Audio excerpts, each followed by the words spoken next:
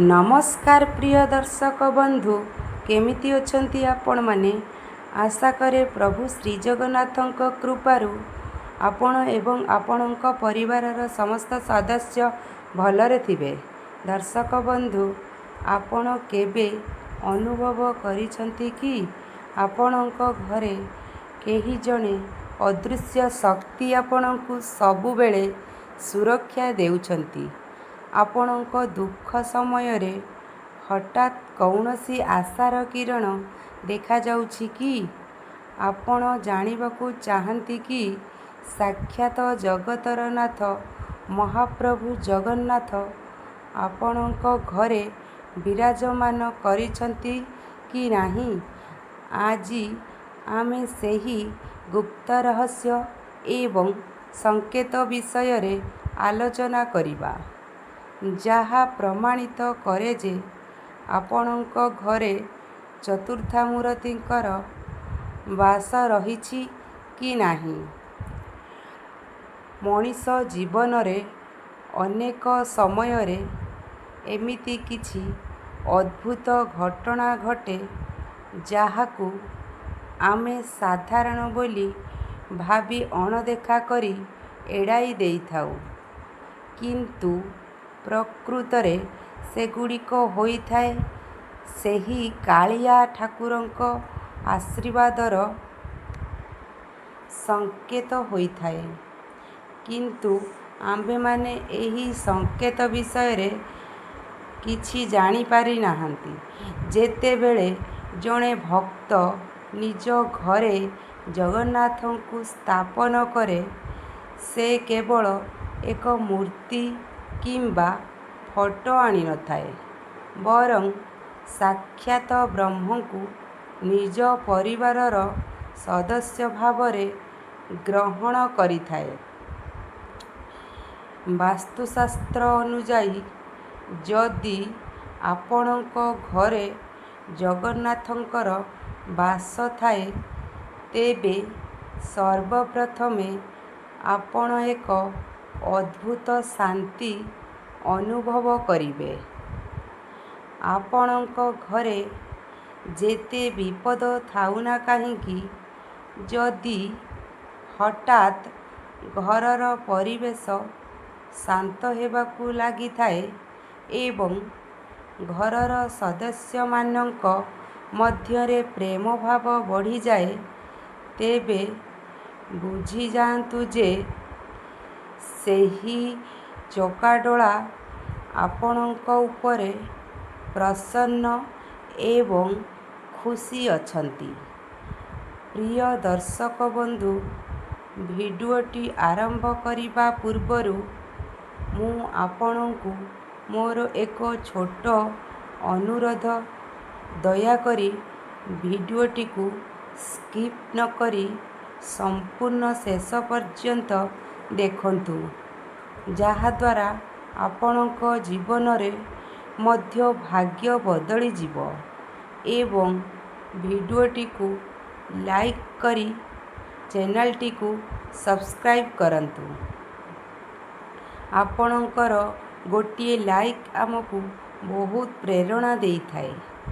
एभली रहस्यमय आध्यात्मिक भिडियो आनिबा पाई प्रथम एवं मुख्य संकेत हेउछि सुगंध। बेले बेले दर्शक बंधु, आपणଙ୍କ घरे बसिथिबा बेले किंबा पूजा घर पाख देई जाउथुबा समयरे हठात एक मधुर चंदन, धूप किंबा अगरबत्तीर सुगंध पाइथांती। आश्चर्यर कथा यह जे सेही समयरे आपण कौनसी भी धूप किंबा अगरबत्ती जलाई नथाई पारंती। एही दैवी सुगंध हेउची महाप्रभुଙ୍କ उपस्थितिर एक बड़ संकेत अटे। जगन्नाथଙ୍କୁ सुगंध प्रिय बोली कहा जाई थाए। ଯଦି ଆପଣଙ୍କ ଘର କୌଣସି କାରଣ ବିନା ସୁଗନ୍ଧିତ ହୋଇଉଠେ, ତେବେ ବୁଝିଯାଆନ୍ତୁ ଯେ ମହାପ୍ରଭୁ ଆପଣଙ୍କ ଭକ୍ତିରେ ପ୍ରସନ୍ନ ହୋଇ ସେଠାରେ ବିଚରଣ କରୁଛନ୍ତି। ଦ୍ୱିତୀୟ ସଂକେତ ହେଉଛି ଅତିଥିଙ୍କର ଆଗମନ। ଶାସ୍ତ୍ରରେ କୁହାଯାଇଛି ଯେ ଅତିଥି ଦେବୋ ଭବ।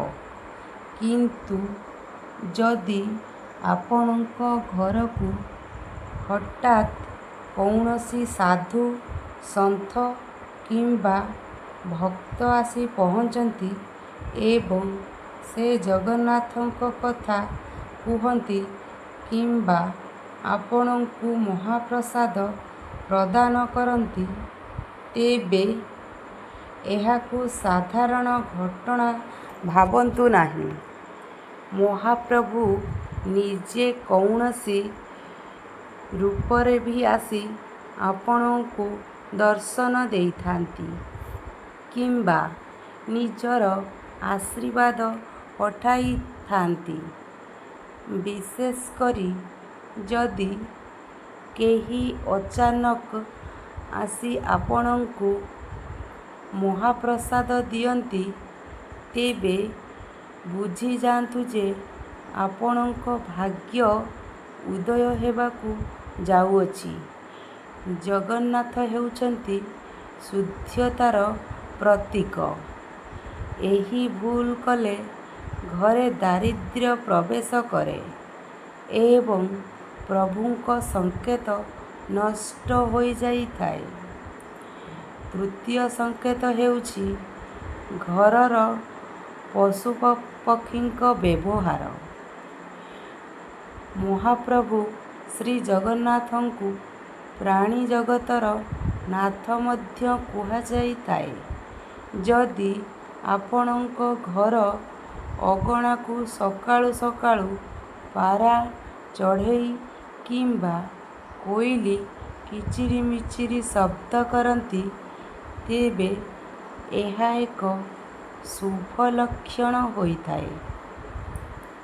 ବିଶେଷ କରି ଯଦି କୌଣସି ଗାଈ ଆପଣଙ୍କ ଦ୍ୱାର ପାଖକୁ ଆସି ଠିଆ ହୋଇଥାଏ, ତେବେ ଜାଣିବେ ଯେ ପ୍ରଭୁ ଶ୍ରୀ ଜଗନ୍ନାଥ ଆପଣଙ୍କୁ ଆଶୀର୍ବାଦ ଦେଉଛନ୍ତି। ଗୋମାତାଙ୍କ ମଧ୍ୟରେ ସମସ୍ତ ଦେବଦେବୀଙ୍କ ବାସ ହୋଇଥାଏ। ଯଦି ଆପଣଙ୍କ ଘରର ପାଳିତ ପଶୁମାନେ ପୂଜାଘର ଆଡ଼କୁ ଚାହିଁ ଶାନ୍ତ ରହୁଛନ୍ତି, ତେବେ ଏହା ଏକ ଦୈବୀ ଶକ୍ତିର ସଂକେତ ଅଟେ। ଦର୍ଶକ ବନ୍ଧୁ, ମନେ ରଖନ୍ତୁ, ଯେଉଁ ଘରେ ପଶୁପକ୍ଷୀଙ୍କୁ ନିର୍ଯାତନା ବା କଷ୍ଟ ଦିଆଯାଇଥାଏ, ସେଠାରେ ଜଗନ୍ନାଥଙ୍କର ବାସ କେବେ ବି ହୁଏ ନାହିଁ। ଆଉ ଏକ ଗୁରୁତ୍ୱପୂର୍ଣ୍ଣ ସଂକେତ ହେଉଛି ଛୋଟ ପିଲାଙ୍କ ଆଚରଣ। ଦର୍ଶକ ବନ୍ଧୁ, କୁହାଯାଏ ଯେ ପିଲାମାନେ ହେଉଛନ୍ତି ଭଗବାନଙ୍କର ରୂପ। ଯଦି ଆପଣଙ୍କ ଘରକୁ କୌଣସି ଛୋଟ ପିଲା ଆସନ୍ତି ଏବଂ ସେମାନେ ସିଧାସଳଖ ଭାବରେ ପୂଜାଘରକୁ ଯାଇ ଜଗନ୍ନାଥଙ୍କୁ ଦେଖି ହସନ୍ତି କିମ୍ବା ତାଙ୍କ ସହ କଥା ହେଉଥିବା ପରି ଲାଗନ୍ତି, ତେବେ ଏହା ଏକ ମଧ୍ୟ ଦୈବୀ ସଂକେତର ଉଦାହରଣ ଅଟେ। ପିଲାମାନଙ୍କର ନିଷ୍କପଟ ମନ ହିଁ ପରଂବ୍ରହ୍ମଙ୍କୁ ଅନୁଭବ କରିପାରେ। ଯଦି ଆପଣଙ୍କ ଘରର ପିଲାମାନେ ପ୍ରଭୁଙ୍କୁ ଭଲ ପାଆନ୍ତି ଏବଂ ତାଙ୍କୁ ଖେଳଣା ବା ଖାଦ୍ୟ ଅର୍ପଣ କରନ୍ତି, ତେବେ ଜାଣିବେ ଯେ ଆପଣଙ୍କର ବଂଶ ଉପରେ ମହାପ୍ରଭୁଙ୍କର କୃପାଲାଭ ରହିଛି। ବାସ୍ତୁଶାସ୍ତ୍ରରେ କୁହାଯାଇଛି ଯେ ଘରର ମୁଖ୍ୟ ଦ୍ୱାର ସବୁବେଳେ ସଫା ଏବଂ ସୁସଜ୍ଜିତ ରହିବା ଉଚିତ। ଯଦି ଆପଣ ମୁଖ୍ୟ ଦ୍ୱାରରେ ଜଗନ୍ନାଥଙ୍କ ମୂର୍ତ୍ତି କିମ୍ବା ପତିତପାବନଙ୍କର ଫଟୋ ରହିଛି, ତେବେ ଆପଣ ଅନୁଭବ କରିବେ ଯେ ଘରକୁ ଆସୁଥିବା ବ୍ୟକ୍ତିମାନେ ଶାନ୍ତ ହୋଇଯାଉଛନ୍ତି। ଏହା ଏକ ସଂକେତ ଯେ ମହାପ୍ରଭୁ ଶ୍ରୀ ଜଗନ୍ନାଥ ଆପଣଙ୍କ ଘରକୁ ନକାରାତ୍ମକ ଶକ୍ତିରୁ ରକ୍ଷା କରୁଛନ୍ତି। କିନ୍ତୁ ଏଠାରେ ଏକ ସାଧାରଣ ଭୁଲ ହେଉଛି, ଅନେକ ଲୋକ ଜଗନ୍ନାଥଙ୍କ ମୂର୍ତ୍ତିକୁ ପରସ୍ପରର ପିଠି ଦେଖାଇ ରଖନ୍ତି, ଅର୍ଥାତ୍ ଘର ଭିତରକୁ ଏକ ଏବଂ ବାହାରକୁ ଏକ ମୂର୍ତ୍ତି। ବାସ୍ତୁ ଅନୁସାରେ ଏହା ଠିକ୍ ନୁହେଁ। ପ୍ରଭୁଙ୍କ ଏପରି ଭାବରେ ରଖନ୍ତୁ ଯେ ଯେମିତି ସେ ଘରର ସମସ୍ତ ସଦସ୍ୟଙ୍କ ଉପରେ ନଜର ରଖୁଥିବେ। ଦର୍ଶକ ବନ୍ଧୁ, ଆଉ ଏକ ଆଶ୍ଚର୍ଯ୍ୟଜନକ ସଂକେତ ହେଉଛି ଅର୍ଥର ସଦୁପଯୋଗ ବା ଠିକ୍ ବିନିଯୋଗ। ଯଦି ଆପଣଙ୍କ ଘରେ ଜଗନ୍ନାଥଙ୍କ ବାସ ଥାଏ, ତେବେ ଆପଣଙ୍କ ରୋଜଗାର କମ୍ ହେଲେ ମଧ୍ୟ ସେଥିରେ କୌଣସି କଷ୍ଟ ରହେ ନାହିଁ। ଆପଣଙ୍କ ଟଙ୍କା କେବେ ବି ଅନାବଶ୍ୟକ କାମରେ କିମ୍ବା ମୋକଦ୍ଦମାରେ ଖର୍ଚ୍ଚ ହେବ ନାହିଁ। ଯଦି ଆପଣ ଦେଖୁଛନ୍ତି ଯେ ଆବଶ୍ୟକ ସମୟରେ ଟଙ୍କା ମିଳିଯାଉଛି ଏବଂ ଆପଣ ଅନ୍ୟମାନଙ୍କୁ ସାହାଯ୍ୟ କରିବାକୁ ସକ୍ଷମ ହେଉଛନ୍ତି, ତେବେ ଏହା ମହାଲକ୍ଷ୍ମୀ ଏବଂ ଜଗନ୍ନାଥଙ୍କର ମିଳିତ କୃପାର ସଂକେତ ଅଟେ। ଯେଉଁଠାରେ ମହାପ୍ରଭୁ ଜଗନ୍ନାଥ ଥାନ୍ତି, ସେଠାରେ ଅହଙ୍କାର ଆସେ ନାହିଁ, ବରଂ ଦାନ କରିବାର ପ୍ରବୃତ୍ତି ବଢ଼ିଥାଏ।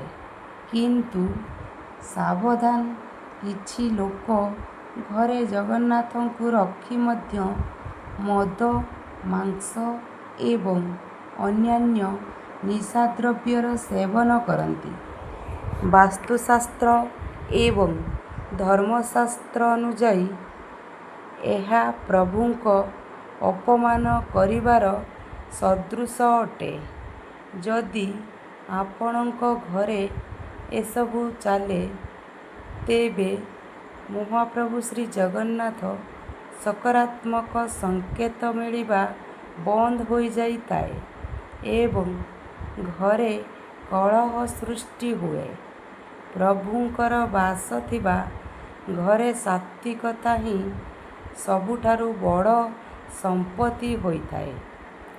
ଯଦି ଆପଣଙ୍କ ମନରେ ଏହି ଜିନିଷଗୁଡ଼ିକ ପ୍ରତି ଘୃଣାଭାବ ଆସୁଛି, ତେବେ ବୁଝିବେ ପ୍ରଭୁ ଆପଣଙ୍କ ହୃଦୟକୁ ପରିବର୍ତ୍ତନ କରୁଛନ୍ତି। ଅନେକ ସମୟରେ ଆପଣ ପୂଜା କରିବା ପରେ ଅନୁଭବ କରନ୍ତି ଯେ ପ୍ରଭୁଙ୍କୁ ଚଢ଼ାଯାଇଥିବା ଫୁଲ ହଠାତ୍ ତଳକୁ ଖସିପଡ଼ୁଛି। ଏହା କୌଣସି ସାଧାରଣ ଘଟଣା ନୁହେଁ। ଏହାକୁ ଆଜ୍ଞାମାଳର ସଂକେତ ଭାବେ ଗ୍ରହଣ କରାଯାଇଥାଏ।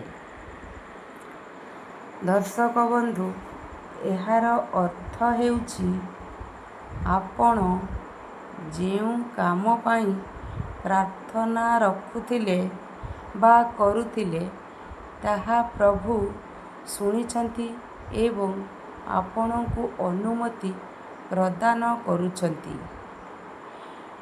ଯଦି ଦୀପଶିଖା ହଠାତ୍ ଉଜ୍ଜ୍ୱଳ ହୋଇଉଠେ, ତେବେ ବୁଝିଯାଆନ୍ତୁ ଯେ ପ୍ରଭୁଙ୍କ ଊର୍ଜା ସେହି ସମୟରେ ସେଠାରେ ପ୍ରଖର ଭାବରେ ବିରାଜମାନ ଅଛି।